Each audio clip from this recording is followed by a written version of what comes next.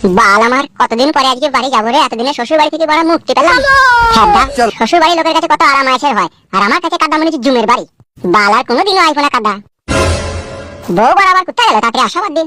হ্যাঁ কপালি মাগি রে, সব জায়গাতে লেট করছে, ভাল লাগছে না বাড়া, কপাল চিনচিন করছে। কই রে কাদা কপালিটা? হই আমি মনে রেহি সদাই কান্দিয়া কান্দিয়া, কবে আসবি শ্বশুর বাড়ি রে বাড়ি রে। মনে বলে বড়া আসব, বড়া যাই জলিয়া রে, বড়া যাই জলিয়া রে। একবার যদি বেরিয়ে যাই এই মুখ হব না, বড়া যাই জলিয়া রে। ও কই গো, কি মিরমির করছো কি? তুমি তো বড় মিরমির করছো, হয়নি নাকি তোমার? কত তাড়াহুড়ো করছো কেন, যাবই তো বাড়ি। বেশ ঠিক আছে, তাড়াতাড়ি করো। হ্যাঁ আমি একবার অজলা ভাবিকে দেখা করে চলে আসছি। কি কি রে, আর অজলাকে কি কামাইতে দেখা করতে যাবে? বলছো কেন তুমি? চুপ করে সব, আমি যাবো এখনই দেখা করে চলে আসবো। তুই খাদা গোটা পাড়ার লোকের সাথে দেখা করগা, যা যা, ভালো লাগবে করগা।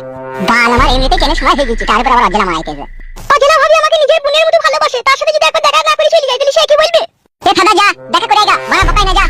বাল আমার 9 দিন থেকে এই বাপের বাড়িতে বেড়াইছে, এই 9 দিনে অজলা ভাবির সাথে দেখা করা হইল না। এই যাবার পথে ওকে দেখা করতে হবে, ও মনে হচ্ছে ভারী লাশ সাহেব। কি হইলো কি, আবার এত চাপা চিল্লা কিসের হইছিল? কি হইলো কি, যাবার সময় আবার এত চিল্লা চিল্লি কিসের হইছে?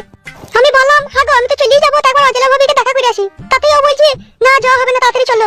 শোনো আমার প্রাণের বুলবুল, যাবার বেলা কাইন্দো না, চোখের পানি দেখলে ও গো তোমার মা মারবে ঝাঁটা গো, আমারও নসিবে। ঝাঁটা মারবে তো তোমাকে, তুমি যাবার তো ছিলে। অজলার সাথে আমার ছোটবেলা থেকে সম্পর্ক, তা বাড়ি যাওয়ার সময় বাটাকে দেখা করতে যাবে, তা কি হয় নাকি? অত চিল্লা চিল্লি না কিসের?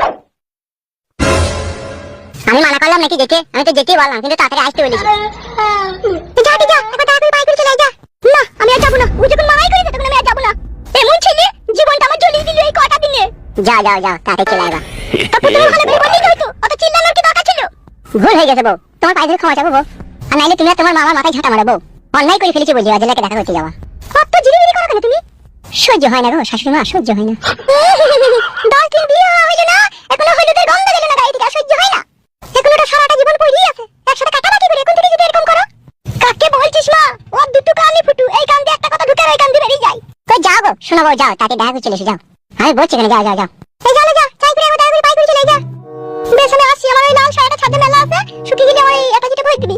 বেশ যা, আমি ভরে দেবো যা। শোনো বাপ জামাই, একটা তোমাকে স্পষ্ট কথা বলছি। এই পৃথিবীতে বিয়ে শাদী করে যেই সমস্ত ছেলেরা সুখে সংসার ঘর সংসার করছে, মনে রেখে দিও তারাই বিবির কথা শুনে। আর যেই ছেলেরা বইয়ের কথা শুনে না, তাদের সংসারও হয় না। শুধু আমি বিটির মা বলে বলছি না, এইটাই আসল সত্যি, বুঝলা বাপ? হ্যাঁ বুঝতে পেরেছি শাশুড়ি মা।